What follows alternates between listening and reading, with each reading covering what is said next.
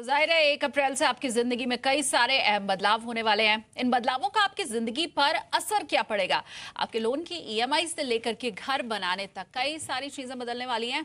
हमारी research team ने आपके लिए इन बदलावों की एक फहरिस्त तैयार की है और उसका असर बताने के लिए हमारे साथ जुड़ गई हैं मानसी दवे।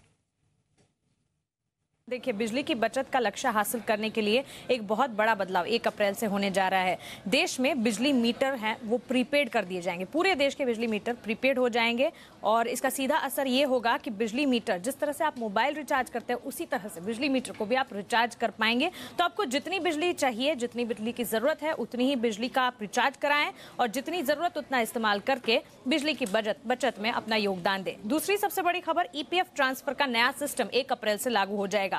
इसका सीधा मतलब यह है कि नौकरी जब हम बदलते हैं तो पीएफ ट्रांसफर एक बहुत बड़ी चुनौती बन जाता है, लेकिन 1 अप्रैल से ऐसा नहीं होगा। 1 अप्रैल से नौकरी बदलने पर ऑटोमेटिकली पीएफ अकाउंट जो है वो एक कंपनी से दूसरी कंपनी में अपने आप ट्रांसफर हो जाएगा। तो सीधे तरीके से एक नौकरी बदलते टाइम जो पीएफ ट्रांसफर की दिक्कतें हैं उससे छूट मिलती हुई दिखेगी।